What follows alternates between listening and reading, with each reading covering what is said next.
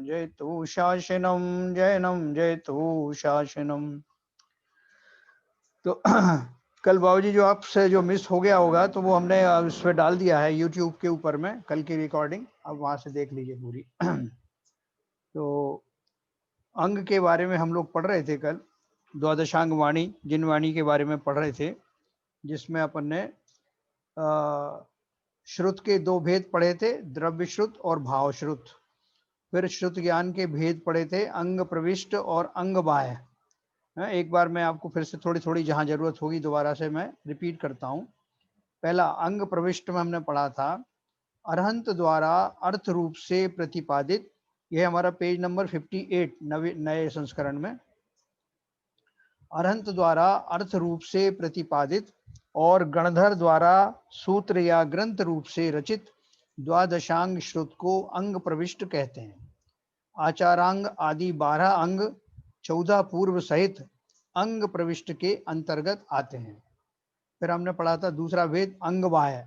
अंग बाह्य में कौन से आते हैं? मंद बुद्धि शिष्यों के अनुग्रह के लिए विशिष्ट ज्ञानी आचार्यों द्वारा रचित शास्त्र अंग बाह्य हैं। इसकी रचना अंग प्रविष्ट के आधार पर ही की जाती है। अंग बाह्य को प्रकीर्णक भी कहते हैं। सामायिक, वंदना, प्रतिक्रमण, कृतिकर्म आदि इसके 14 भेद हैं। जो अंग बाह्य हैं, जो सरल करके जो आचार्यों ने हमारे सुविधा के लिए जो शास्त्र बनाए हैं, आधार तो अंग प्रविष्ट ही है। तो ये जो दूसरे अंग बाह्य हैं, इनमें इस तरह की चीजें सामायिक हैं, वंदना है, तरह तरह के प्रतिक्रमण हैं, उनके जो छंद आदि जो बनाए हैं हमारे सबके समझने के लिए, जो सरल शास्त्र बनाए हैं, वो सब अंग बाह्य में आते हैं। अब देखो द्वादशांग रूप वाणी, जिसे हम कहते हैं द्वादशांग वाणी, हमने सरस्वती पूजन भी करते हैं और अभी करने वाले हैं दीपावली पर। तो उसके उज्जैन वाणी के 12 अंग हैं। अपन ने कल जो है बहुत सारे अंग पढ़े थे इसमें, आचारांग, सूत्र कृतांग, स्थानांग, समवायांग, व्याख्या प्रज्ञप्ति अंग, ज्ञात्र कथांग, इन सब में पद्य भी दिए, कितने कितने पद्य हैं वो बढ़ते चले जा रहे हैं, आप देखेंगे। ज्ञात्र कथांग, उपासक अध्ययनांग, उनके आगे उनकी थोड़ा शॉर्ट में उसके बारे में विवरण भी दिया है। उपासक अध्ययनांग, अंतकृत दशांग, अनुत्तरोपपादक दशांग, प्रश्न व्याकरणांग, विपाक सूत्रांग, दृष्टि प्रवादांग। देखो दृष्टि प्रवादांग में क्या दिया है, ये 12वां नंबर का जो हमारा अंग है, अंतिम द्वादशांग 12 है ना, तो ये 12वां नंबर है। इसमें क्या क्या दिया है? इसमें 363 मिथ्या मतों का वर्णन और निराकरण है। वो 363 मत जो चलाए गए थे शुरू में, जो मारी वगैरह के द्वारा वो 363 जो मिथ्या मत है उनका वर्णन है और उनका निराकरण भी है। इसका अर्थ क्या हुआ कि हर एक काल की जब शुरुआत होती है तो उसमें इस तरह के मिथ्या मत उत्पन्न होते ही रहते हैं। नहीं तो हर एक तीर्थंकर क्यों देता, हर एक के उसमें काल में क्यों आते, एक में हो गया खत्म हो गई बात। तो ये हर एक उसमें आते ही आते हैं और उनका निराकरण फिर इस प्रकार से जो दिया है उस तरह से उनका निराकरण किया जाता है। और इसमें क्या क्या है, लोक, 3 लोक की रचना कैसी है, और उसकी पूरी संपूर्ण रचना है। मंत्र हैं, बहुत सारे तरह के जो मंत्र हैं वो इसमें आते हैं। कलाएं आती हैं, जैसे आपकी जो पेंटिंग है, आपकी जो कविताएं हैं, या और जितनी तरह की भी कलाएं हो सकती हैं, हंसी मसी कृपी, सारी उनका वर्णन इसमें आता है। कला कथा आदि का वर्णन है। इसके 5 भेद हैं, परिकर्म, सूत्र, प्रथमानुयोग, पूर्वगत और चूलिका। इनका विवरण इस प्रकार है। देखो ये 12वां अंग बहुत इंपॉर्टेंट है और उसके 5 भेद हैं, जिनमें से जो मुख्य भेद है वो पूर्व हैं, 14 पूर्व। देखो अपन पढ़ते हैं इसमें। पहला परिकर्म, इसमें गणित सूत्रों का वर्णन है। इसके भी 5 भेद हैं, चंद्र प्रज्ञप्ति, सूर्य प्रज्ञप्ति, जम्बू द्वीप प्रज्ञप्ति, द्वीप सागर प्रज्ञप्ति और व्याख्या प्रज्ञप्ति। इनमें क्रमशः चंद्रमा, सूर्य, जम्बू द्वीप, असंख्य द्वीप सागरों तथा 6 द्रव्य संबंधी विवरण है। कितना विशाल उसका वर्णन होगा। फिर दूसरा नंबर का उसका जो भाग है, द्वादशांग वाणी का दूसरा जो भाग है उसका उसका नाम है सूत्र। इसमें 363 मिथ्या मतों के पक्ष प्रतिपक्ष रूपी वर्णन है, जो अपन अभी पढ़ा। तीसरा प्रथमानुयोग है, इसमें 63 शलाका पुरुषों का वर्णन है। 63 शलाका पुरुषों का जो वर्णन है, अभी जो हुए हैं उनके बारे में तो अभी भी आपको अपने संत निवास में कुछ पुस्तकें रखी हैं, जहाँ उनके 2 पार्ट में है। 63 शलाका का पुरुषोत्तर भाग भी है और प्रथम भाग भी है। तो ये अभी के काल में होने वाले भी हैं और जो हमेशा होते रहते हैं उनका विवरण भी, मतलब 63 शलाका पुरुषों का क्या स्वरूप है वो भी सब उसमें दिया है। फिर चौथा है पूर्वगत, इनका विवरण आगे दिया गया, अपन जब पूर्व के बारे में पढ़ेंगे अभी। और 5वां नंबर उसका पार्ट है चूलिका, इसके भी 5 भेद हैं। देखो चूलिका में कितनी बड़ी बड़ी चीजें हैं, सुनना आप ध्यान से। जलगता, स्थलगता, मायागता, आकाशगता और रूपगता। इनमें क्रमशः जल वर्षा, मतलब जल वर्षा का एक बहुत बड़ा टॉपिक है। जैसे साइंस में लिखा है ना कि एवोपरेशन होता है पानी का और उससे जो है बादल बनते हैं, भाप बनती है, फिर उसके बादल बनते हैं, फिर वो कंडेंस होते हैं और वो टकरा कर गिर जाते हैं, बरस जाते हैं। हमको इतना ही मालूम, लेकिन इसके बीच के सारे भेद, एवोपरेशन कैसे होता है, कहाँ से होता है, कौन से समुद्रों में होता है, नदियों में कितना होता है, फिर वो बाष्प कहाँ जाती हैं, वो कंडेंसेशन का विशाल विस्तृत विवरण जो आज की साइंस को मालूम ही नहीं है, वो विशाल विस्तृत रूप से वो जलगता में आएगा। देखो जल वर्षा आदि से निमित्त में बादल कैसे बनते हैं, कितने प्रकार के बादल होते हैं, बादलों का क्या स्वरूप होता है, क्या संकेत होते हैं जब बादल आते हैं, इस तरह के। फिर भूमि गमन, भूमि में जैसे जो पाताल लोक में कैसे जाते हैं, पाताल लोक में क्या रहता है, कौन कौन सी विद्याएं उसके अंतर्गत आती हैं, वो सारा। माया रूपी इंद्रजाल, माया जाल रचा जाता है ना, तो वो जैसे जादूगर जो अभी तो छोटे मोटे जादूगर दिखाते हैं ना स्ट्रीट पे, वो हाथ की सफाई और ये सब, जो उसका विशाल रूप, विशद रूप, एक्चुअल में आपको भ्रमित हो जाएंगे आप कि ये कैसे दिखाया गया है ये सब जादू। तो वो जादू टाइप का जो माया है, कृत्रिम और कृत्रिम जो है बनाई गई जो है, वो सारा इसमें इंद्रजाल में आता है। आकाश गमन, जैसे आकाश गमन विद्या जो है सिद्धि की जाती है ना, तो आकाश गमनी विद्या कौन सी होती है, आकाश में कैसे गमन किया जाता है, आकाश का कितना और छोर है, क्या क्या वहां जाने के साधन है, ऐसा सारा। और पशु आदि के रूप परिवर्तन, बहुत सारे जो है ना वो पशुओं जो पशु का रूप बना लेते हैं, एक विक्रिया जैसी अपन करते हैं ना, वो भी उसके अंतर्गत आता है। पशु आदि के रूप परिवर्तन व तत्संबंधी अन्य बातों के बारे में मंत्र तंत्रों का वर्णन है ना। इस बारे में अंग में कुल पदों की संख्या 1 अरब 8 करोड़ 68, नहीं हो 1 अरब से भी ज्यादा होगी, 1 खरब 8 अरब 68 करोड़ 56 लाख ऐसा कुछ है, 1 अरब से ही है। और सभी 12 अंगों में कुल पदों की संख्या 1 12 83 58 005 है। इसको गिनती गिन लेना आप, ठीक है। इस तरह से टोटल 12 अंग हैं। और निरंतर जो जिनका ज्ञान है ना, वो ज्ञान बढ़ता हुआ रहता है। जैसे पहले अंग को जानने वाले को की अपेक्षा दूसरे अंग को जानने वाले को ज्यादा ज्ञान होता, ऐसे क्रम क्रम से बढ़ता जाता है। ऐसे पूर्व के बारे में भी होता है, जो मैं भी आपको बताऊंगा। पूर्व कौन से कहते हैं, 14 पूर्व है ना, द्वादशांग में से 11 अंग को तो एक तरफ ले लिया, और 12वें अंग का जो महत्वपूर्ण पार्ट है वो है पूर्व, 14 पूर्व। उस 14 पूर्वों में 90% से ज्यादा मसाला तो 12वें दृष्टिवादांग अंग का उसी में पूर्व में ही होता है। बाकी के जो भाग हैं, परिकर्म है, सूत्र है, प्रथमान योग है ना, उसमें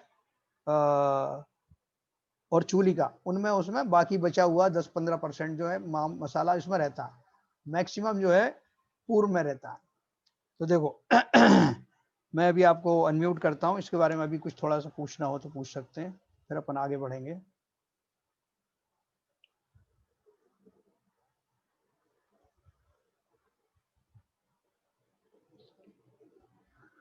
हाँ, किसी को कुछ पूछना है इस बारे में तो पूछ सकते हैं, नहीं तो फिर अपन आगे चलते हैं, 14 पूर्व के बारे में पढ़ेंगे। जी साहब, इसमें प्रथमानुयोगी लिया है, बाकी और 3 अनुयोग नहीं लिए जिनवाणी के, क्या इसका? हाँ आगे आ रहा है, वो आगे आ गया। बाकी, हाँ बाकी अनुयोग जो है वो क्या है, वो कैसे हैं, वो आएंगे इसमें। तो ये 14 पूर्व हैं, इनके बारे में लाइक अभी कुछ ज्यादा मिलता नहीं कि अपने समाज में अब लिखा हुआ शास्त्र नहीं है, नहीं नहीं। अभी वर्तमान में ये जो ना तो अंग है ना पूर्व है, ये जो शास्त्र है अभी इनका लोप हो गया है। मैं भी आपको अभी इसके बारे में और भी रोचक जानकारी दूंगा। जो शास्त्र हमारे वर्तमान में उपलब्ध हैं, जो प्रथम श्रुत स्कंद और द्वितीय श्रुत स्कंद की कैसे स्थापना हुई, और वर्तमान में जो जिनवाणी हम पढ़ रहे हैं वो कहाँ से आई है, वो कौन से अंग का या कौन से पूर्व का भाग है, ये मैं आपको बताने वाला हूँ। ठीक है सर, तो मैं आगे चलता हूँ। और कोशिश यही करिए आप कि ये पूरे हो जाएं 14 पूर्व, उसके बाद ही प्रश्न पूछिए। मैं अनम्यूट नहीं कर रहा हूँ, म्यूट नहीं कर रहा हूँ किसी को भी, तो कोशिश यही करें कि इस बीच में ना पूछें अगर जब तक कि वो जरूरी ना हो, और ये पूरा 14 पूर्व पढ़ने के बाद में अपन प्रश्नोत्तर करेंगे। मैं बीच बीच में स्वयं भी समझाता जाऊंगा आपको। देखिए, दृष्टि प्रवादांग का चौथा भेद पूर्वगत है, यानी 12वां नंबर का जो अंग है उसका चौथा भेद पूर्वगत, जैसे अपन ने ऊपर पढ़ा। इस पूर्वगत के 14 भेद प्रसिद्ध हैं, जिन्हें 14 पूर्व कहते हैं। पूर्व में उत्पाद, व्यय और द्रव्य की प्ररूपणा की जाती है। ये 14 पूर्व निम्न अनुसार हैं। पहला, उत्पाद पूर्व। उत्पाद पूर्व में जीव, उद्गल आदि का जहाँ जैसा उत्पाद हो उसका वर्णन जिसमें हो उसे उत्पाद पूर्व कहते हैं। जीव, उद्गल आदि का जैसे जहाँ जहाँ पे उत्पाद होता है, कैसे उत्पादन होता है, उसका सारा वर्णन दिया है। इसमें 1 करोड़ पद हैं। उत्पादन का मतलब नया नहीं, उत्पन्न नहीं होता। जीव द्रव्य तो हमेशा बना है ना, लेकिन वो कहाँ कहाँ उनकी पर्याय जाती हैं, कहाँ कहाँ जा करके पैदा होते हैं, जो नई नई पर्याय धारण करते हैं ना। इसी तरह पुद्गलों का है, पुद्गल तो एक ही तरह का है, परमाणु ही से पुद्गल बनता है ना, परमाणु ही पुद्गल का शुद्ध रूप है। तो वो कैसे कैसे पुद्गलों की आकृतियां वगैरह हैं, वो सारा विस्तार उत्पाद पूर्व में है। इसमें 1 करोड़ पद हैं। दूसरा है अग्रायणी पूर्व, जिसमें क्रियावाद आदि की प्रक्रिया और स्वसमय के विषय का विवेचन हो। इसमें मुख्य पदार्थों और द्रव्यों का वर्णन रहता है।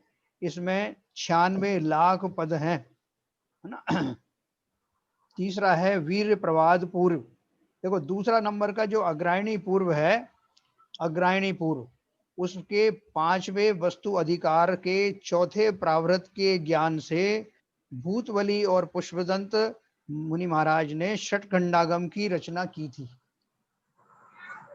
ये द्वादशांग का दूसरा वाला जो अंग है, सॉरी, ये 14 पूर्व में से ये दूसरा पूर्व जो है अग्रायणी पूर्व ना, उसमें से उस पूर्व का 5वां वस्तु अधिकार, मैं भी आपको ये सब बताऊंगा। एक पूर्व में कितना कितना क्या होता है, कितने उसमें वस्तु अधिकार होते हैं, फिर उसमें कितने प्रावृत होते हैं, फिर उसमें कितने पद होते हैं, कितने अक्षर होते हैं, ये सारा मैं आपको बताने वाला हूँ। तो अभी अग्रायणी पूर्व में जो मैंने आपको संक्षेप में बताया, इस अग्रायणी पूर्व के अनुसार उन्होंने षटखंडागम की रचना हुई, वो भी उसके छोटे से भाग से। अग्रायणी पूर्व में जिसमें क्रियावाद आदि की प्रक्रिया और स्वसमय के विषय का विवेचन हो, इसमें मुख्य पदार्थों और द्रव्यों का वर्णन रहता है। इसमें 96 लाख पद हैं। अगला है वीर प्रवाद पूर्व, जिसमें केवली भगवान, इंद्र, चक्रवर्ती, बलदेव आदि की शक्तियों का वर्णन है। इसमें 70 लाख पद हैं। अगला है अस्थि नास्ति प्रवाद पूर्व, जिसमें 5 अस्थिकायों और विविध नयों का अस्थि नास्ति आदि अनेक पर्यायों का वर्णन हो। इसमें 60 लाख पद हैं, है ना। अस्थि नास्ति प्रवाद मन में, इस अस्थि नास्ति का मतलब है अस्थिकाय कौन से हैं, एक काल द्रव्य को छोड़ करके बाकी के जो 5 द्रव्य हैं वो सब जो हैं, चूंकि उनमें एक संगठन जैसा होता है ना, उनके संख्यात प्रदेशों को वो घेरते हैं, इसलिए वो बहुप्रदेशी होने के कारण उनको अस्थिकाय में माना गया है। काल एक सिंगल प्रदेशी है, इसलिए उसको अस्थिकाय में नहीं लिया है। तो ये अस्थि नास्ति प्रवाद पूर्व में ये आता है। अब 5वें नंबर का है ज्ञान प्रवाद पूर्व। 5 ज्ञानों और इंद्रियों का विभाग आदि निरूपण जिसमें हो। इसमें 99,99,999 पद हैं। देखो, ज्ञान प्रवाद पूर्व का मैं आपको इसकी वो महिमा आपको थोड़ी बताऊं। इसमें जो एक गुणधर नाम के मुनि महाराज हुए हैं, दूसरे नंबर के गुणधर हुए हैं, उन्होंने इस 5वें ज्ञान प्रवाद नाम के 5वें पूर्व के 10वें वस्तु अधिकार के तीसरे प्रावृत के ज्ञान से शास्त्रों का निर्माण किया था, जो द्वितीय श्रुत स्कंद का नाम जिसे दिया गया, और इसी को आगे चलकर इसी में समयसार आदि पंच आगमों की रचना कुंद कुंदाचार्य आदि उन्होंने की। उसका बेसिक नॉलेज किसमें से ली? ज्ञान प्रवाद पूर्व का कुछ भाग से जो अभी हमारे पास सुलभ है। इधर हमको षटखंडागम का जो भी वो सुलभ है, गोमठ सार आदि जो है वो भी हमको सुलभ है, और इधर जो है ये जिसमें शुद्ध आत्मा के बारे में बताया गया, ऐसा ज्ञान प्रवाद जो है नाम के पूर्व का जो अंश है वो हमको समय सार आदि पंच परमागम के माध्यम से उपलब्ध है। छठवां है कर्म प्रवाद पूर्व, जिसमें कर्मों के बंध, उदय, उपशम आदि विविध अवस्थाओं का वर्णन हो। इसमें 1,80,00,000 पद हैं। देखो, हम जो कर्म सिद्धांत जो बोलते हैं, कर्म रहस्य जो बोलते हैं, वो तो बिल्कुल थोड़ा सा है, हालांकि हम उसमें ही फंस जाते हैं। हमें तो लगता है कि भैया ये तो कर्म सिद्धांत समझ में आने वाली चीज नहीं, पूरी तरह समझ में नहीं आ रहा, लेकिन अब ये तो उसका एक अंश है। वास्तव में तो जो कर्म प्रवाद पूर्व है उसमें विस्तार से कर्मों का बंध, उदय, उपशम आदि विविध अवस्थाओं का वर्णन किया है। इसके बाद सत्य प्रवाद पूर्व है, जिसमें वचन गुप्ती, वचन संस्कारों के कारण, वचन प्रयोग, 12 प्रकार की भाषाएं, 10 प्रकार के सत्य, वक्ता के प्रकार आदि का विस्तार से विवेचन है। इसमें 1,06,00,000 पद हैं। 8वां नंबर है आत्म प्रवाद पूर्व। कम से कम अपन इनके नाम सुन लेते हैं, जिसमें आत्म द्रव्य व 6 प्रकार के जीव समूह का अस्ति नास्ति आदि का विभिन्न प्रकार से निरूपण हो। इसमें 26 करोड़ पद हैं। 9वां प्रत्यख्यान प्रवाद पूर्व। आप देखो, इसमें आत्म प्रवाद पूर्व में आत्म द्रव्य के जो है मुख्य रूप से आत्म प्रवाद, और बाकी के और 6 प्रकार के जीव समूह का अस्ति नास्ति आदि का विभिन्न प्रकार से निरूपण किया गया है। 26 करोड़ पद हैं इसमें। 9वां है प्रत्यख्यान प्रवाद पूर्व, जिसमें व्रत, नियम, प्रतिक्रमण, तप, आराधना और साधु के लिए अयोग्य वस्तु का त्याग आदि का वर्णन हो। इसमें 84 लाख पद हैं। व्रत, नियम, संयम जो अपन को शॉर्ट में पढ़ने को मिलते हैं, अपन बोलते हैं कि रत्नकरण शब्द का 4 निकालो, पुरुषार्थ सिद्ध उपाय निकालो, नियम सार निकालो, उसमें जो कुछ भी मिल रहा है वो तो अंश मात्र है, कोई हमारे समझ में नहीं आता। तो ये प्रत्यख्यान प्रवाद पूर्व में ये है। फिर विद्यानुप्रवाद पूर्व 10 नंबर का, जिसमें सर्व विद्याओं, 8 महानिमित्तों, क्षेत्र, श्रेणी, लोक प्रतिष्ठा, समुद्घात आदि का वर्णन हो। इसमें 1,10,00,000 पद हैं। जितनी भी विद्याएं हो सकती हैं, और जो निमित्त ज्ञानी जिन निमित्तों को जानते हैं वो 8 महानिमित्त, हाँ, वो कौन कौन से महानिमित्त होते हैं? क्षेत्र, श्रेणी, लोक प्रतिष्ठा, समुद्घात आदि का वर्णन हो, उसे विद्यानुप्रवाद पूर्व कहते हैं। इसमें 1,10,00,000 पद हैं। अगला है कल्याणवाद पूर्व, जिसमें सूर्य, चंद्रमा, ग्रह, नक्षत्र, तारागण, गति के फल, पक्षियों के शब्दों और तीर्थंकरों के पंच कल्याणकों का वर्णन हो। इसमें 26 करोड़ पद हैं। ठीक है। इसमें आपको पक्षियों के शब्दों के क्या अर्थ हैं, उनके शब्द कैसे निकलते हैं, उनमें किससे क्या क्या चीजें समझ में आती हैं, वो सारी चीजें। फिर 12वां नंबर का है प्राणावाय पूर्व, जिसमें शरीर, चिकित्सा आदि अष्टांग, आयुर्वेद, विश्व विद्या, प्राणायाम आदि के भेद प्रभेदों का वर्णन है वो। इसमें 13 करोड़ पद हैं। 13 नंबर का है क्रिया विशाल पूर्व, जिसमें लेखन आदि पुरुषों की 72 कलाओं, स्त्री संबंधी 64 गुणों तथा काव्य व छंद संबंधी कला का विवेचन हो। इसमें 9 करोड़ पद हैं। 14वां नंबर का आखिरी पूर्व है लोक बिंदु सार पूर्व, जिसमें 8 व्यवहार, 4 बीज राशि, परिक्रम आदि गणित और समस्त श्रुत संपदा का वर्णन हो। इसमें 12,50,00,000 पद हैं। इसमें 2 प्रश्न है जैन साहब। हाँ, एक सेकंड बस, थोड़ा सा बचा है, फिर आप पूछना। उपरोक्त 14 पूर्वों में कुल पदों की संख्या 95,50,000, जो कुछ देखना कितना है। 14 पूर्व में कुल टोटल पद इतने दिए हैं। उक्त 95 करोड़। हाँ 95 करोड़ होगा बिल्कुल। उक्त विवरण से हमें श्रुत संबंधी ज्ञान निधि की विशालता की जानकारी होती है। अंतिम श्रुत केवली भद्रबाहु तक अर्थात सन 365 ईसा पूर्व तक यह श्रुत अपने मूल स्वरूप में चलता आया, परंतु उनके पश्चात बुद्धि बल और धारणा शक्ति में ह्रास होने के कारण श्रुत धीरे धीरे विच्छिन्न होता गया और आज हमें जो श्रुत उपलब्ध है वह पूर्ण श्रुत नहीं है अपितु आंशिक ही है। हाँ पूछिए। हाँ ऐसा है, ये आस्ति नास्ति प्रवाद पूर्व और आत्म प्रवाद पूर्व इन हाँ। दोनों में एक सा लग रहा है, क्या अंतर है? अस्ति नास्ति प्रवाद में पूर्व में और किसमें? आत्म प्रवाद पूर्व 8वें नंबर का। अच्छा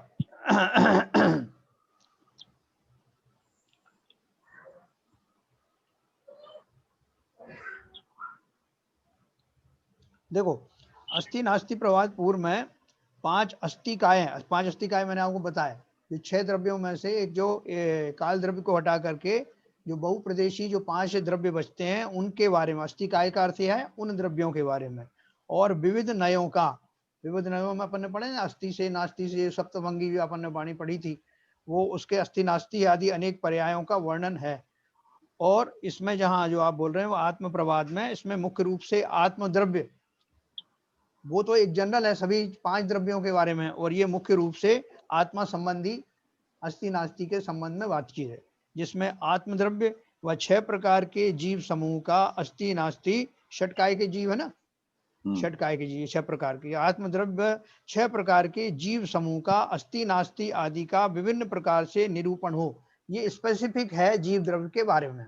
जबकि वो जो था उसमें काल को छोड़कर के बाकी 5 द्रव्यों के बारे में विशेष रूप से उसमें वर्णन। अच्छा दूसरा प्रश्न है जी, ये 11 नंबर का कल्याणवाद पूर्व। हाँ इसमें एक तरफ तो सूर्य चंद्रमा ग्रह नक्षत्र तारागण गति फल हाँ के बारे में दिया हुआ है, जी हाँ गति के फल। हाँ दूसरा इसमें है पक्षियों के शब्दों का विवरण है, हाँ और तीसरा तीर्थंकरों के पंच कल्याणों का। ये तीनों की सामंजस्य कैसे बैठा, मतलब ये किस हिसाब सामंजस्य से क्या है, इसमें? इस किताब में जो है 25 चैप्टर दिए हैं, अलग अलग चैप्टर दिए ना। नहीं नहीं वो तो ठीक है, हाँ इनको तीनों को एक ही कल्याणवाद में क्यों कंबाइन किया है, मेरा कहने का मतलब। अच्छा उसका लॉजिक क्या है ऐसा? हाँ हाँ वो लॉजिक तो अपन को नहीं माना, वो तो नहीं मैं मतलब एक जिज्ञासा उठी इसलिए मैंने प्रश्न पूछा। हो सकता है मतलब ये तीनों का कोई मेल नहीं मिल रहा है, वो अपन ढूंढेंगे तो वो भी मिल जाएगा, लेकिन अभी तीर्थंकर के जैसे पंच कल्याणक हैं जी, और उनका सूर्य चंद्रमा नक्षत्र, और इसमें बीच में सबसे बड़ा आ रहा है पक्षियों के शब्दों का विवरण। ये तीनों मतलब इसमें कहीं लॉजिक नहीं बैठती इन तीनों को कंबाइन करने।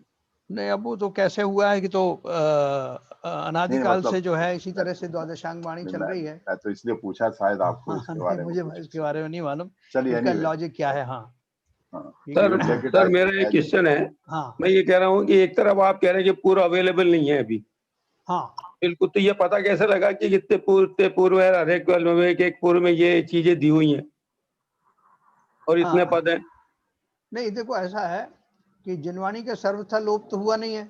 अभी जिनवाणी का उद्गम कैसे हुआ ये कहानी भी अपन को मालूम है, आदिनाथ भगवान का हुए थे ये भी अपन को पता है कि नहीं, अपन तो थे नहीं उस टाइम में, तो पूरी जिनवाणी का लोप तो हुआ नहीं, लेकिन वो सब कथाओं के माध्यम से अपन को आज भी पता है कि जो कैसे कैसे पुरुष हुए, कौन कौन सी जो कहानी हुई, अपन तो वहां थे ही नहीं। तो जब वो सब चीजें अपन को प्रवाह ज्ञान के प्रवाह से यहाँ तक मालूम है, तो ये भी मालूम है कि द्वादशांग वाणी में क्या क्या आता है, ये सब भी ग्रंथों में मिलता चला आया। आंशिक तो अभी अवेलेबल है ही ना, आंशिक अवेलेबल है। हाँ उससे अपने को ये सब पता लग गया।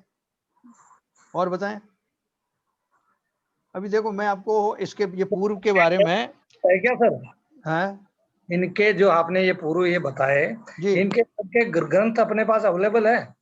इनके जो है कुछ मैंने बताया ना आपको, जैसे जो षटखंडागम की रचना जिससे हुई है वो अग्रायणी पूर्व के का थोड़ा से अंश से वो बना है। वो अंश कितना था वो मैंने आपको बताया, कितना अंश था।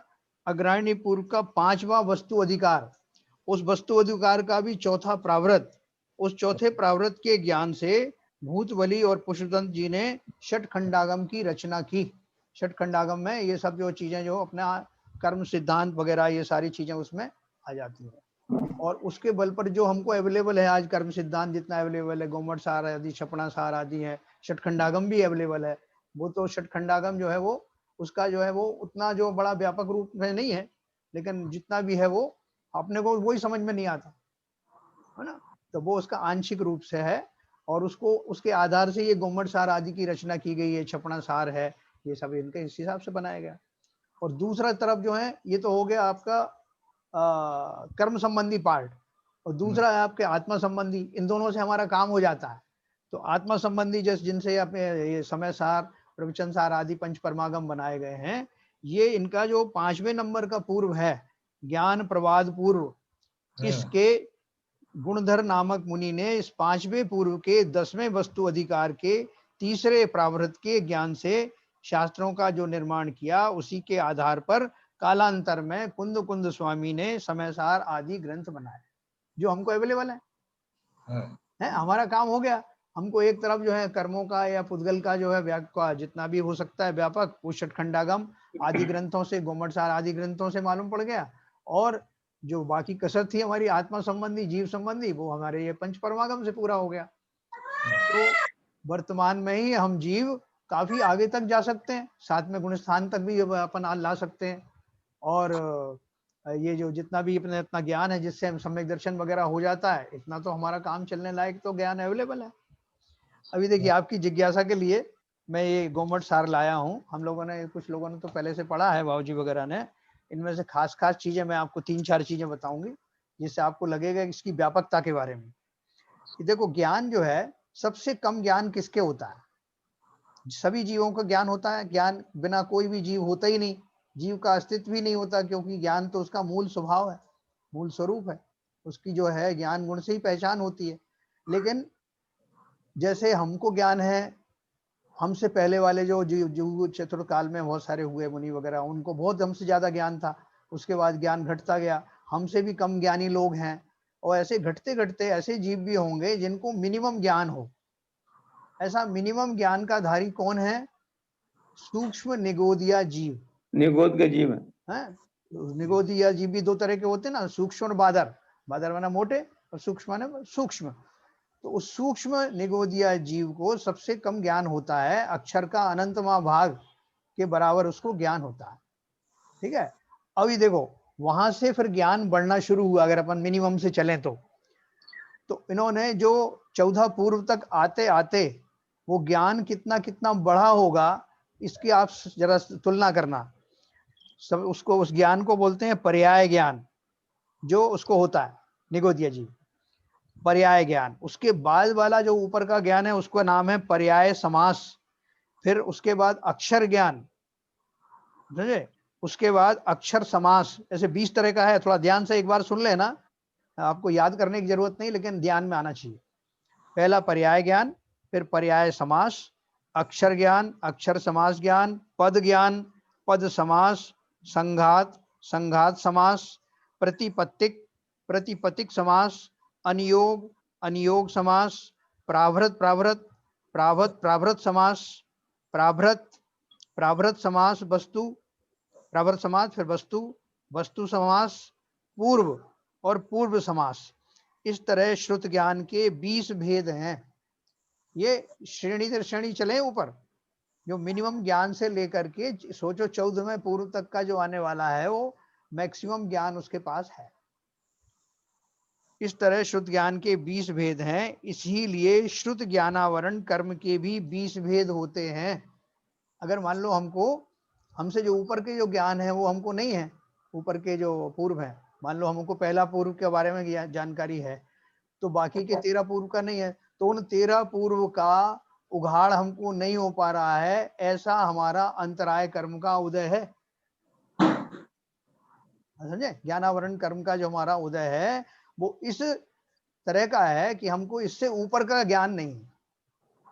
इसी तरह जिसको कि चौथे पूर्व का ज्ञान है, तो उसको ऊपर के जो 10 रह गए उनका ज्ञान नहीं, तो उतना उसका अंतराय है, उतना आवरण है। ऐसा इस तरह लगाना। आप सोचो कि कितनी विशाल होगी ये द्वादशांग वाणी, जिसमें इतना उसके भेद, 20 भेद मैंने आपको बताया, और हर एक भेद के भी अनंत भेद हैं। ठीक है, इतना ज्ञान का क्षोभ हो सकता है, सोचो। और वो केवल ज्ञानी के बारे में आपको बताऊंगा जहां से ये पूरा श्रुत ज्ञान निकला है। देखो ये मैंने आपको एक मतलब मोटी बात बताई।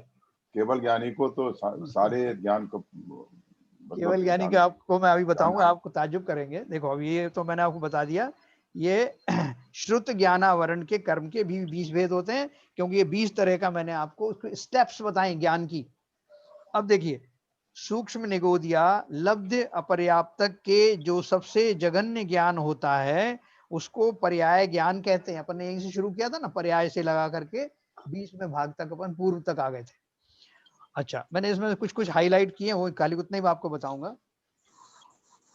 फिर इसके ऊपर सर्व जघन्य पर्याय ज्ञान के ऊपर क्रम से अनंत भाग वृद्धि, असंख्यात भाग वृद्धि, संख्यात भाग वृद्धि, संख्यात गुण वृद्धि, असंख्यात गुण वृद्धि, अनंत गुण वृद्धि, ये 6 वृद्धि होती हैं, है ना। मतलब हर एक स्टेज के ऊपर में इस तरह की वृद्धियां होती हैं, हर एक स्टेज पे। अच्छा, फिर उसके बाद में केवल ज्ञानी का मैं आपको बताता हूं। जो केवल ज्ञान के द्वारा जाने जा सकते हैं, किंतु जिनका वचन के द्वारा निरूपण नहीं किया जा सकता, ऐसे पदार्थ अनंतानंत हैं। देखो फिर से बताता हूं, जो केवल ज्ञान के द्वारा ही जाने जा सकते हैं, किंतु जिनका वचन के द्वारा निरूपण नहीं किया जा सकता, अर्थात केवली जानते तो हैं लेकिन वो अपनी वाणी में जिनका वर्णन नहीं कर सकते, ऐसे पदार्थ अनंतानंत हैं।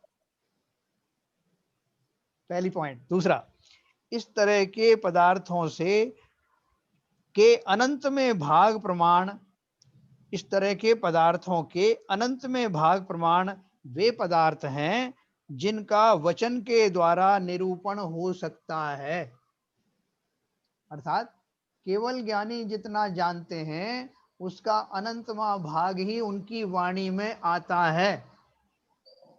ठीक है, अब आगे देखिए, उनको प्रज्ञापनीय भाव कहते हैं, और जितने प्रज्ञापनीय पदार्थ हैं उनका भी अनंतमा भाग श्रुत में निरूपित है। केवल ज्ञानी ने जितना जाना उसका अनंतमा भाग ही उनकी वाणी में आता है, और जितना उनकी वाणी में आता है उसका अनंतमा भाग ही गणधरों द्वारा द्वादशांग वाणी में समाहित किया जाता है, और उसका अनंतमा भाग ही हमको आज अवेलेबल है। समझो मामा जी, ये है केवल ज्ञानी की विशालता, उसके ज्ञान की, जो वाणी से भी उतना नहीं कह सकता। वाणी में तो अनंतमा भाग आता है उसका, और उस अनंत में भाग से जो श्रुत का निर्माण होता है वो उसका अनंतमा भाग का ही होता है, और उस अनंत में भाग का भी अनंतमा भाग हमें आज उपलब्ध है। तो सोचो कितना हमको मिल रहा है। लेकिन फिर भी सबसे बड़ी बात यह है कि हमारा काम चल जाता है। ठीक है सर, तो मैं आगे बढ़ता हूँ। इसमें ये थोड़ी मैंने आपको एक झलक दी है। ये जो है अपनी ये गोमट सार जीव कांड है, इसमें बहुत विस्तार से ये सब दिया हुआ है। तो हम लोगों ने पढ़ी थी मंदिर में, उस समय मैंने कुछ नोट्स इसमें बनाए थे, तो उनमें से कुछ आपको मैंने हाईलाइट किए, वो बताए हैं। तो इस तरह से हमारे पूर्व का वर्णन हुआ। तो आपको इसकी विशालता का पता लगा होगा, और ये भी पता लगा हुआ है कि हमको ये आज जो हमारे जो अंग हैं, उन जो पूर्व हैं, उनका कितना आंशिक ज्ञान हमको हुआ है। जो भगवान की वाणी में जो खिरा है उसका तो कितना अनंतवा भाग अपने को, अनंतवा भाग। और देखो इसके अलावा मतलब अभी अपन जब द्वादशांग वाणी के जो अपन एक एक चीज को पढ़ा अपन ने, कि उनका थोड़ा संक्षिप्त में विवरण पढ़ा, तो हमको लगा कि संसार की कोई भी तो वस्तु ऐसी नहीं है जो इसमें छूट गई हो। कोई भी ज्ञान, कोई भी कलाकारी, कोई भी मंत्र तंत्र, कोई भी इंद्रजाल, कोई कर्म रहस्य, 66 प्रकार के जीवों का सब कुछ है, कहीं कुछ भी बाकी नहीं बचा। लेकिन फिर भी वो उसका अनंतमा भाग है जो केवल ज्ञानी जानते हैं, और उनकी वाणी में आया वो तो इसका अनंतमा। जो केवल ज्ञानी जो जानते हैं ओरिजिनली, जो उनकी वाणी में ही नहीं आ पाता, वो सोचो कितना होगा, और वो हमें कब मालूम पड़ेगा? जब केवल ज्ञान बाबूजी कब होगा, मालूम पड़ेंगे? जब केवल ज्ञान होगा। हाँ, जब केवल ज्ञान होगा, है ना। तो इसलिए इंतजार करो उस दिन का, मेलोडी खाओ और खुद जान जाओ, ठीक है ना। तो उस मेलोडी का मोक्ष इंतजार करेंगे हम लोग सब। मोक्ष रूपी मेलोडी खाओ। हाँ, मान जा। ठीक है। तो इतना विशाल ज्ञान है, तो हमारा तो ज्ञान, उसको सोच सोच करके ही हम चकित रह जाते हैं कि कितना ज्ञान होगा। और वो जो फिर क्या जानते होंगे केवल ज्ञानी, बोलते हैं उनका जो अनंत अनंत जो भाग है, जो उसका अनंतवा भाग ही उनकी वाणी में आता है। तो सोचो वो कितना जानते होंगे। एनीवे, तो ये हमारा थोड़ा सा श्रुति ज्ञान के बारे में द्वादशांग वाणी का थोड़ा संक्षिप्त में परिचय था। जिन्हें इसको और विस्तार से जानने की अभिलाषा हो, वो अवश्य ही ये हमारे गोमट सार आदि जो ग्रंथ हैं आचार्य नेमी चंद्र जी के द्वारा रचित, उनको पढ़ा, ठीक है। और गोमट इन्होंने अपने टोडरमल जी ने उसकी टीका की है। अब पढ़ेंगे अपन अनियोग के बारे में। अनियोग क्या, जो पूछ रहे थे ना, तो वो सब अनियोग के बारे में अभी आया। जिन वाणी यद्यपि 12 अंगों में विभाजित है, फिर भी विषय भेद से जिन वाणी को 4 अनियोग रूप कहा गया है ना। जिन वाणी के उपदेश की पद्धति को, अर्थात जिसके माध्यम से जिन वाणी को समझा जावे, उसे अनियोग कहते हैं। आगम को 4 अनियोगों में बांटा गया है। देखो, जैसे ये द्वादशांग वाणी जो 12 है उसमें दी हुई है, तो उनमें से अगर आपको जैसे विषय वस्तु के अनुसार उसको सेग्रीगेट करना है, तो फिर उनको इस तरह से आप 4 अनुयोगों में उनको सेग्रीगेट कर सकते हैं। यानी कुछ सामग्री आपको एक वाले एक उस अंग में मिलेगी, कुछ दूसरे में मिलेगी, तो उनको आप वो एक जगह सॉर्ट आउट कर सकते हैं। तो कैसे किया सॉर्ट आउट? जिन वाणी के उपदेश की पद्धति को, अर्थात जिसके माध्यम से जिन वाणी को समझा जावे, उसे अनियोग कहते हैं। आगम को 4 अनियोगों में बांटा गया है। इन चारों अनियोगों में संपूर्ण द्वादशांग का सार आ जाता है। इन चारों अनियोगों का क्रमबद्ध विवेचन सर्वप्रथम आचार्य समंत भद्र ने रत्नकरण शावकाचार में किया है। ये 4 अनियोग इस तरह से हैं, है ना। उन्होंने अपने ज्ञान से, उनको जितना उनको ज्ञान था उसमें से उन शास्त्रों को पढ़ करके और उनको ऐसे विषय वस्तु उनकी सेग्रीगेट की जो अपन पढ़ने में हमको इजी हो गया। कैसे किया उन्होंने? प्रथमानुयोग। प्रथमानुयोग में क्या लिया उन्होंने? जिन शास्त्रों में 63 शलाका महापुरुषों, 24 तीर्थंकर, 12 चक्रवर्ती, 9 नारायण, 9 प्रतिनारायण और 9 बलभद्र के चरित्र का वर्णन हो, एवं अन्य महापुरुषों के चरित्र का आगम अनुकूल प्रतिपादन हो, जैसे पद्म पुराण में जैन रामायण, हरिवंश पुराण में जैन महाभारत, 24वें पुराण में और उत्तर पुराण, उसके बाद 24 पुराण पढ़े, उत्तर पुराण उसके आगे के भी जो दिए हैं, आदि पुराण, वर्धमान पुराण, प्रद्युम्न चरित्र, श्रेणिक चरित्र, श्रीपाल चरित्र आदि, है ना। हम में से काफी लोगों ने ये सब पढ़े होंगे, है ना। पद्म पुराण का कुछ अंश तो पढ़ा ही होगा, इसी तरह से हरिवंश पुराण का भी कुछ पढ़ा होगा, 24 पुराण मुझे लगता है सबने पढ़ लिए होंगे, है ना। आदि पुराण, वर्धमान पुराण, प्रद्युम्न चरित्र, श्रेणिक चरित्र, श्रीपाल चरित्र, ये सब हमने पढ़े हैं, है ना। आप सबने भी पढ़े होंगे कुछ ना कुछ इसमें से। नहीं पढ़े होंगे तो पढ़ लीजिए, ये सब ग्रंथ से अपने संत इसके उसमें अवेलेबल हैं, संत निवास में। इनके पढ़ने से देखो, अभी इसमें 1-2 शब्द आए हैं। 24 तीर्थंकर हम सब जानते हैं, 12 चक्रवर्ती जो हैं होते हैं, उनमें से कुछ चक्रवर्ती अपन पढ़ते हैं, जैसे शुभम चक्रवर्ती हैं और दूसरे जो हुए हैं संत कुमार आदि हुए हैं। प्लस तीर्थंकरों में से ही कुछ के पास डबल ट्रिपल पोस्ट थी ना, जैसे शांतिनाथ भगवान चक्रवर्ती भी थे, तीर्थंकर भी थे, कामदेव भी थे, शांति कुंतु अरह, तीनों लगे लगाए तीनों थे ना, तीनों पोस्ट थी उनके पास। और 9 नारायण, नारायण में का उदाहरण आपको देते हैं, लक्ष्मण जी एक नारायण थे, कृष्ण जी नारायण थे। प्रति नारायण में रावण थे एक, इधर उधर जरासिंध थे, ठीक है।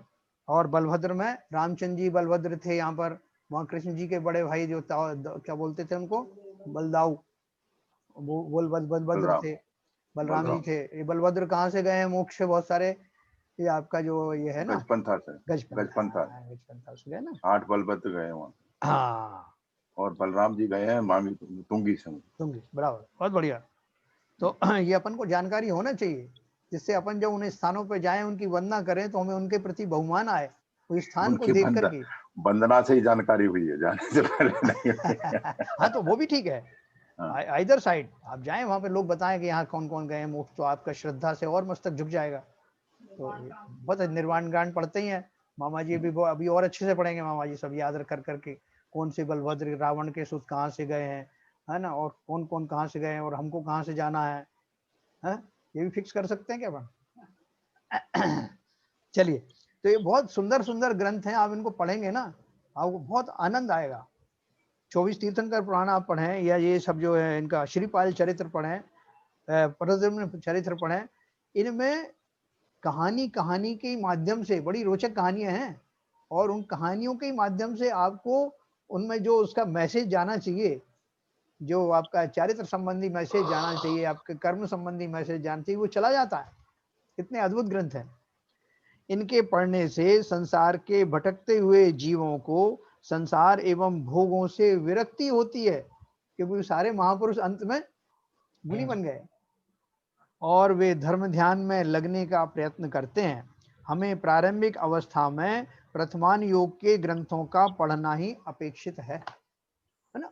अब हम मान लो जाए अयोध्या जी गए, अयोध्या में अच्छे मंदिर बन गए ना, रामचंद्र जी का जो तो है ही, और भी हमारे तीर्थंकर जो है बाई एंड लार्ज सब वहीं जन्म लेते हैं। हुंडा सरपणी काल के दोष से भले ही इधर उधर हो गए हों, लेकिन रेगुलर फीचर है। तो जब अयोध्या जी जाएं, तो वहां से उत्पन्न होने वाले समस्त न केवल तीर्थंकरों के बारे में, बल्कि और भी जो महापुरुष हुए हैं उनके बारे में जानने की जिज्ञासा रख करके आए, कि मैं अयोध्या जा रहा हूँ, उसका पूरा विवरण पढ़ के जाऊं कि वहां से कौन कौन मोक्ष गए, है ना। जिस जिस भी जगह पे मैं जाऊं, वाराणसी जाओ तो वहां कौन से तीर्थंकर थे, जिस चंद्रपुरी में कौन से तीर्थंकर का जन्म हुआ, सारे कल्याणक। ये अद्भुत चीजें हैं, इनको पढ़ने मात्र से, इनको भावपूर्वक समझने मात्र से हमारा कल्याण हो जाता है। तो देखिए, ये प्रथमान योग की चर्चा। और दूसरी एक और बात बताऊं, अब कितने ही शास्त्रों की ज्ञाता हो जाएं, लेकिन जब कभी हमारे जीवन में किसी तरह के संकट आते हैं, कठिनाइयां आती हैं, तो इन प्रथमान योग में होने वाली घटनाओं से हमें बहुत सीख मिलती है। क्योंकि हमारी कोई भी समस्या यूनिक नहीं है कि वो हमारे ऊपर ही घटित हुआ हो, ऐसी समस्याएं पूर्व में कितने लोगों के साथ घटित हो चुकी।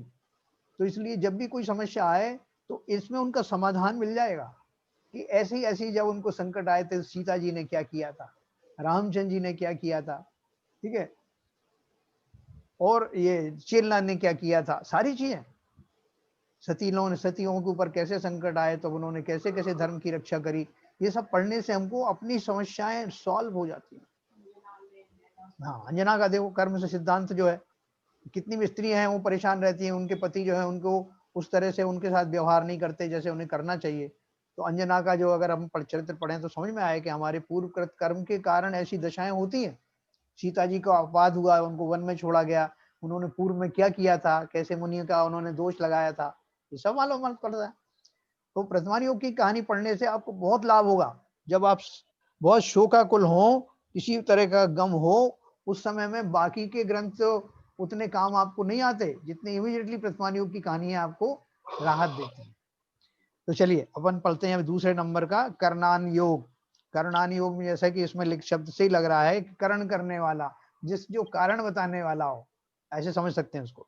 जिन शास्त्रों में लोक अलोक गतियां, षटकाल परिवर्तन आदि का वर्णन हो, जैसे तिलोय पन्नति, त्रिलोकसार आदि, है ना। इसमें आपको जैसे तत्वार सूत्र है ना, उसमें सब चीजें मिली जुली हैं। उसमें भी लोक के बारे में दिया है कि 3 लोक की रचना कैसे हुई है, उसके बाद लोक आकाश के बाद अलोक आकाश कहाँ है, गतियां कितने प्रकार की होती हैं, 6 काल जैसे जो परिवर्तन होते हैं, जो पंच परावर्तन होते हैं ना, वो अपन पढ़ने वाले पंच परावर्तन आदि का वर्णन हो। तिलोय पन्नति, त्रिलोकसार, ये ग्रंथ तो है ही, और इसके अलावा आपको तत्वार सूत्र है, उसमें काफी कुछ मिल जाएगा इनके पढ़ने से। और ये गोमटसार आदि जो ग्रंथ हैं, गोमटसार जिनका मैं भी चर्चा कर रहा था, ये सब कर्णान योग में आते हैं, कर्म सिद्धांत वगैरह जिसमें दिए हुए हैं। इनके पढ़ने से हमें परिणामों की विविधता का ज्ञान होता है कि कैसे भाव करने से क्या फल मिलता है। इस ज्ञान को प्राप्त कर जीव अशुभ से विरक्त होकर शुभ परिणामों में रमण कर शुद्ध होता है। करणानी योग को शुरू में आपको कठिन जरूर लगेगा, लेकिन एक बार आपको उसका रस आ जाए ना, तो फिर जो आपकी हालत बाबूजी जैसी हो जाएगी कि सवेरे भी उठ करके उनके रात हो रही कितनी वहां फोन करके पूछेंगे भाई साहब ये समझ में नहीं आया, इतनी आपको उसमें जिज्ञासा होने लगेगी। तो ये करणान योग है। दूसरा है फिर चरणान योग। जिन ग्रंथों में मुनि तथा श्रावक के व्रतों व आचारों का वर्णन हो, जैसे मूलाचार ग्रंथ, भगवती आराधना ग्रंथ, रत्नकरण शावकाचार, सागार धर्मामृत आदि, है ना। तो ये सब तो रत्नकरण शावकाचार सबके पास होगा, भगवती आराधना मेरे पास है, और भी दूसरे ग्रंथ जो है सबको मिल जाएंगे आज, वो सब अवेलेबल है। इनके माध्यम से हमें यह ज्ञान होता है। और भी बहुत सारे ग्रंथ हैं, जैसे पुरुषार्थ सिद्धि उपाय है, इष्टोपदेश है, ज्ञानार्णव आदि ग्रंथ हैं, ये सब हैं जिनमें चरणान योग भी दिया है। मुनि धर्म और श्रावक धर्म क्या है तथा हमें अपने जीवन में कैसा आचरण करना श्रेयस्कर है। चौथा नंबर है द्रव्यान योग, जिनमें षट द्रव्य, सप्त तत्व, 9 पदार्थ आदि का वर्णन हो, जैसे कषाय पाहुड़, षट खंडागम, समय सार, द्रव्य संग्रह, तत्वार सूत्र आदि, है ना। तत्वार सूत्र सबके पास है, सुगम है, समय सार भी आजकल खूब छपी हुई मिलने लग गई हैं। षट खंडागम तो जरूर नहीं पढ़ पा रहे हैं, लेकिन बाकी के सारे जो है बहुत सारे ग्रंथ द्रव्यानुयोग के आज भी अवेलेबल हैं, है ना। जो पंच परमागम है ना आपका, समय सार, प्रवचन सार, नियम सार, इन सब में आत्मा संबंधी विशेष बातें दी हुई हैं। अष्टपाहुड़ है, पंचास्तिकाय है, बृहद द्रव्य संग्रह है। इन शास्त्रों के द्वारा स्व और पर का भेद जीव को होता है और वह अपनी आत्मा में स्थिर होता हुआ अपना कल्याण कर सकता। जैन धर्म के प्राचीनतम ग्रंथ कषाय पाहुड़ और षट खंडागम हैं, और सबसे प्रसिद्ध शास्त्र तत्वार सूत्र है। हिंदू धर्म में गीता और ईसाई धर्म में बाइबल जिस प्रकार प्रसिद्ध है, उसी प्रकार जैन धर्म में तत्वार सूत्र प्रसिद्ध है। जैन धर्म के प्रसिद्ध शास्त्रों व स्तोत्रों का विवरण क्रमशः परिशिष्ट 2 और 3 में दिया गया है ना। मैं आपको एक थोड़ा सा और पढ़ करके फिर आपसे प्रश्न पूछूंगा। शास्त्र पढ़ने की विधि क्या है। शास्त्र जी को पढ़ने से पूर्व चौकी पर विनय पूर्वक विराजमान कर नमस्कार करें। शास्त्र जी के प्रारंभ में दिया हुआ मंगलाचरण प्रतिदिन पढ़ना आवश्यक है। शास्त्र पढ़ने के पश्चात उसके पन्नों को मोड़ें नहीं, अपितु उसमें धागा या कागज लगावें ताकि अगले दिन पढ़ने में सुविधा रहे। शास्त्र जी के पढ़ने के पश्चात उसे बंद करके निम्न छंद बोलें। जा वाणी के ज्ञानते सूझे लोकालोक। कोई भी अब जो वाणी जिन वाणी पढ़े उसके अलास में सो वाणी मस्तक चढ़ो या मस्तक धरूं सदा देत हूँ धो। तत्पश्चात 9 बार नमोकार मंत्र का जाप करें और आदर पूर्वक ढोक लगावें। स्वाध्याय के पश्चात शास्त्र जी को सम्मान पूर्वक उठाकर यथास्थान रखकर पुनः नमस्कार करें। ठीक है। हमारे जीवन में जिनवाणी का महत्व बहुत है। जिनवाणी मोक्ष मार्ग में साक्षात माता के समान है। जिस प्रकार माँ अपने बच्चों को पाल पोस कर सामर्थ्यवान बनाती है, इसी प्रकार जिनवाणी माँ भी अनादिकाल से अज्ञान रूपी अंधकार में घूमने वाले जीवों को अंधेरे से निकालकर उन्हें मोक्ष रूपी प्रकाश भवन में बैठा देती है। हमें जिनवाणी माँ का अपमान कभी नहीं करना चाहिए। इस प्रकार से हमने जिनवाणी के बारे में पढ़ा, और ये जो अनुयोग हैं, प्रथमान योग, कर्णान योग, चरणान योग, द्रव्यान योग, इनके बारे में किसी को कुछ पूछना हो तो पूछ सकते हैं। सबको समझ में आया? तो अपन जो है उसमें जो अर्घ चढ़ाते हैं ना, महाअर्घ चढ़ाते हैं, तो उसमें करते हैं प्रथमान योग, कर्णान योग, चरणान योग, द्रव्यान योग का अर्घ चढ़ाते हैं ना। हाँ, तो वो ये सब वो हैं ग्रंथ, है ना।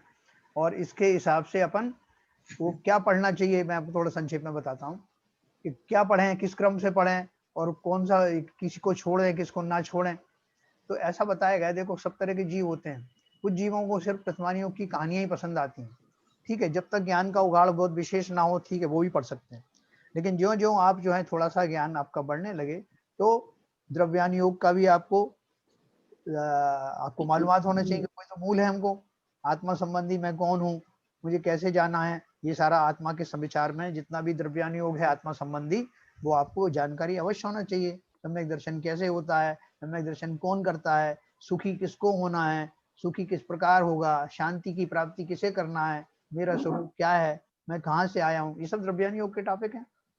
तो प्रतिमान योग के बाद में मैं भी जीव हूँ, इस तरह से द्रव्यान योग के बारे में जानकारी हो और उस जानकारी के योग्य आपके भाव बने, आपकी बुद्धि उतनी सूक्ष्म हो, उसके लिए चरणानुयोग जो है 2 तरह से पढ़ना है। पहले चरणानुयोग इसलिए पढ़ना है कि मुझे मेरे अंदर में वैसी पात्रता प्रकट हो जाए, और दूसरा चरणानुयोग तब पढ़ना है जब द्रव्यानुयोग पढ़ लो, अब मुझे समझ में आया कि मैं कौन हूँ, मुझे इस स्वरूप की प्राप्ति के लिए किस तरह के नियम धर्म तप आदि करना है, तब फिर पढ़ो। और कर्णान योग पढ़ने का लाभ क्या है कि मेरे भाव कैसे असर डालते हैं इस सारी यात्रा में, कौन से भाव के कारण मैं गतियों में घूमता रहा, कौन से भाव के कारण मैं गुणस्थानों में आ जाऊंगा, और जब मैं गुणस्थानों में रहूंगा तो कौन कौन से भाव रहा करेंगे, कौन कौन से कर्मों की प्रकृतियां छूट जाने वाली हैं, कैसे संपूर्ण रूप से कर्मों से रिक्त मैं हो जाऊंगा और एक दिन सिद्ध शिला पर गमन करूंगा।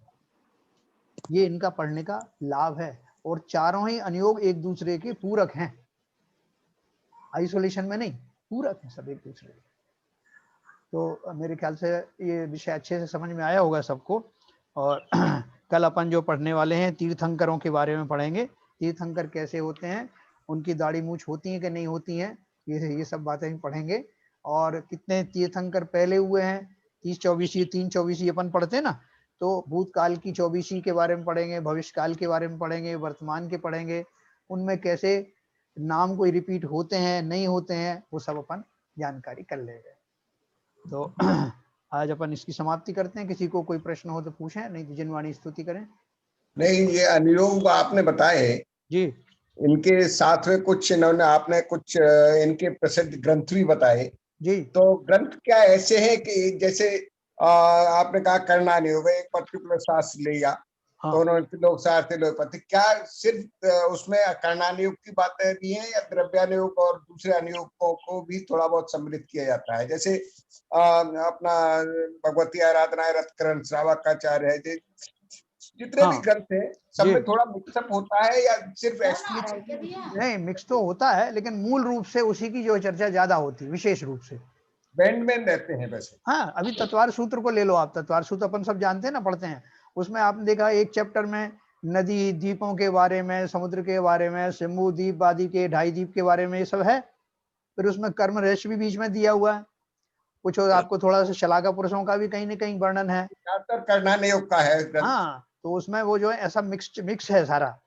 और बाकी के जो ग्रंथ जो बताए गए हैं उनमें मुख्य रूप से वो टॉपिक हैं, बाकी का सब में द्रव्यानुयोग का अंश तो रहेगा ही, क्योंकि हमको सब ये पढ़ किस लिए रहे हैं, हमें अपना भला करना है ना, इसलिए उसमें आत्मा की बात तो कहीं ना कहीं छुपी हुई रहती है, हमारा मार्ग है ना। बाकी ये मैं आप सबसे अपील ये जरूर करूंगा कि ये हमारा 1 घंटे का स्वाध्याय होता है, इससे प्रेरित होकर के हमें अपने ये जो ग्रंथ इसमें मैंने टॉपिक बताए ये सब अवेलेबल हैं आज की डेट में, और इतने अच्छे जो हैं छपे हुए सजिल्द अच्छे मोटे अक्षरों में लिखे हुए सब अवेलेबल हैं आज की डेट में। कितना हमारा भाग्य अच्छा है ना। आपको जहां से वो साहित्य मिले अवश्य लीजिए और खूब अच्छी तरह से पढ़िए, जिसमें आपका मन लगे।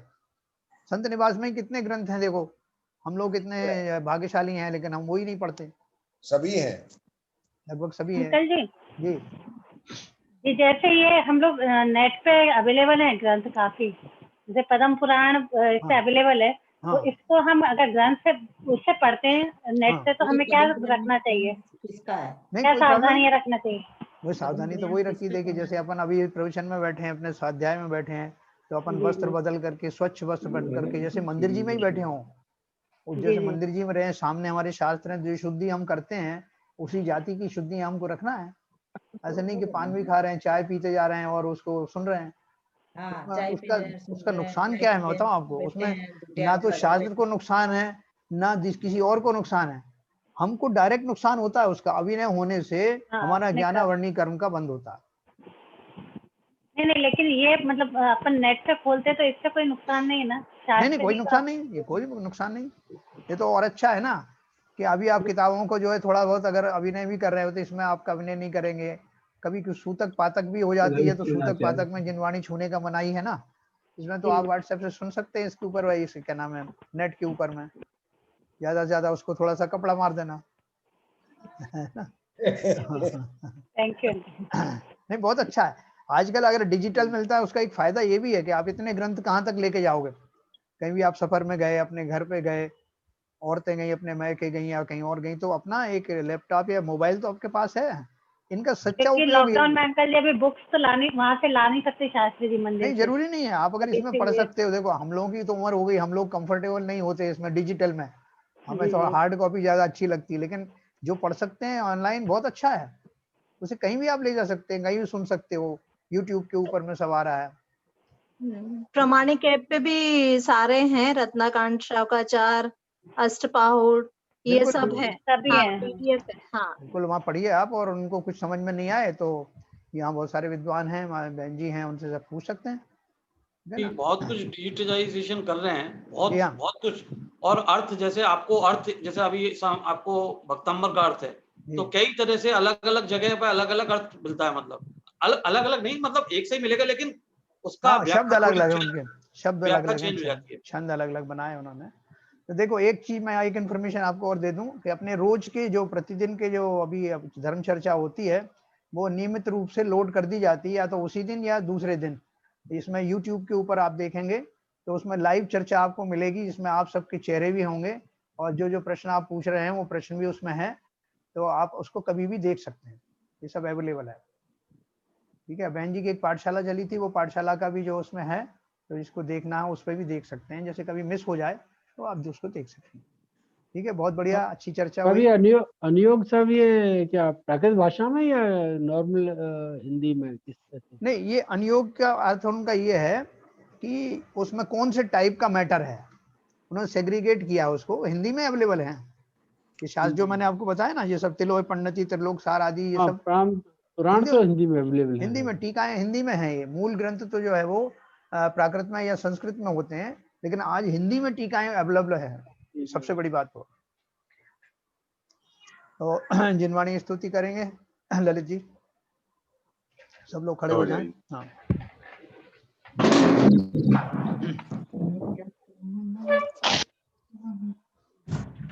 सत्यतम नाश विको ज्ञान के प्रकाश विको अपर भास विको भानु शिव खानी है, छहो द्रव्य जान विको बंध विधि भान विको पर पिछान विको परम प्रमाणी है, अनुभवताय विको जीव के जताए विको कहु न सताए विको भवे और आनी है, जहाँ तहाँ तार विको पार के उतार विको सुख विस्तार विको यही जिनवाणी है, ये जिनवाणी भारती तो है जपो दिन रैन, जो तेरी शरणा गए सो पावे सुख चैन, जिनवाणी के ज्ञान से सूझे लोकालोक, तो वाणी मस्तक नमो सदा देते हैं धो, सदा देते हैं धो।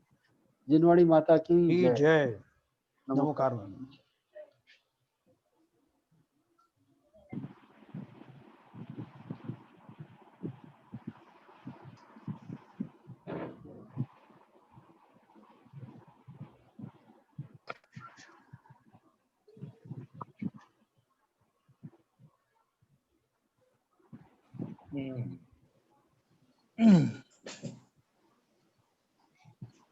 जय जिनेन्द्र साहब, जय जिनेन्द्र, जय जिनेन्द्र, जय जिनेन्द्र, जय जिनेन्द्र, सभी को जय जिनेन्द्र, सबको जय जिनेन्द्र, जय जिनेन्द्र, जय जिनेन्द्र। तो यशज्ञान साहब, रामचंद्र जी जो चक्रवर्ती थे क्या?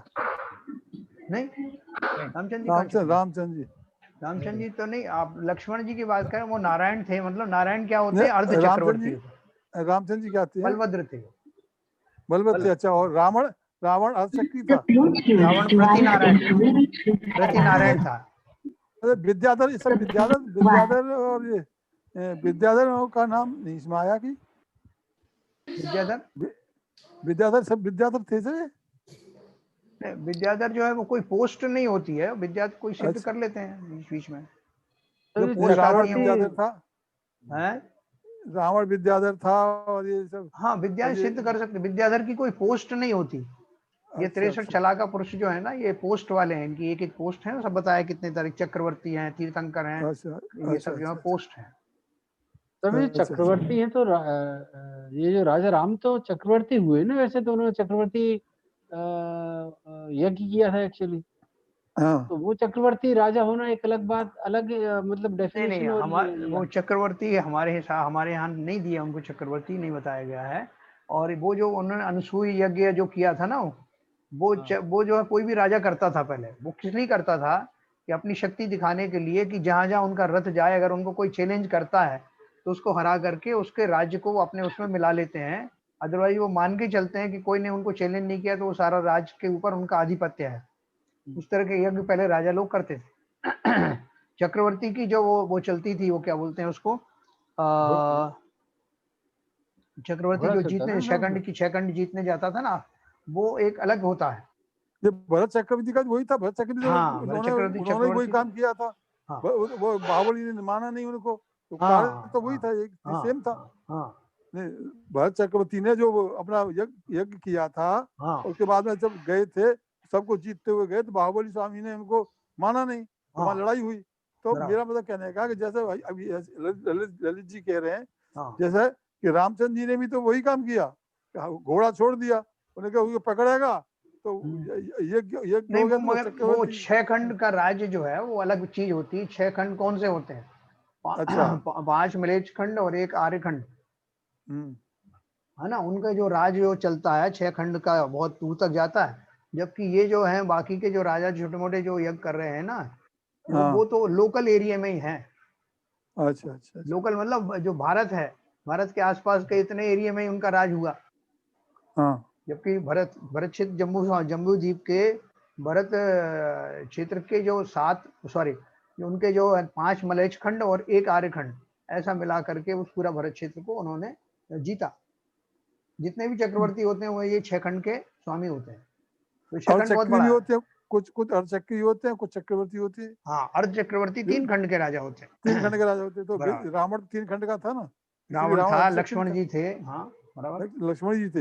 लक्ष्मण जी तो आप नारायण भी बता रहे हो, लक्ष्मण नारायण, वो प्रतिनारायण। आधे समय तक चक्र प्रतिनारायण के पास रहता है और उसको मार करके वो चक्र इनके पास आ जाता है और ये उसको वध करते हैं नारायण। नियम से, ये नियम है। अच्छा। हाँ, आधे समय तक चक्र, जैसे वहां उधर कृष्ण जी की तरफ जाओ तो आप उनमें नारायण तो थे कृष्ण जी, और वो प्रतिनारायण थे जरासिंध। अच्छा। तो जैसे उनका समय जैसे समाप्त होता है, वो चक्र उधर आ जाता है, ट्रांसफर हो जाता है और वो प्रतिनारायण को मार देते हैं। और इन दोनों जीवों की शत्रुता बहुत कई समय से चलती रहती। और चक्री और उसकी चक्र की नारायण प्रतिनारायण दोनों की, हाँ, ये उठापटक चलती रहती। अच्छा। अब ये कहानी बलभद्र थे। बलभद्र नियम से स्वर्ग में या मोक्ष में जाते हैं। अच्छा। जबकि नारायण और प्रतिनारायण दोनों नरक जाते हैं, ये भी निश्चित है। हाँ। ठीक है। चक्रवर्तियों में बाय एंड लार्ज वो चक्र जो अपना संपदा छोड़ के जाते हैं, अगर दीक्षा लेते हैं तो वो नियम से बाय एंड लार्ज या तो मोक्ष जाते हैं या स्वर्ग में एक आदमी गए हैं। अच्छा। बहुत बहुत धन्यवाद। Thank you sir. चलिए साहब, बहुत अच्छा। जय।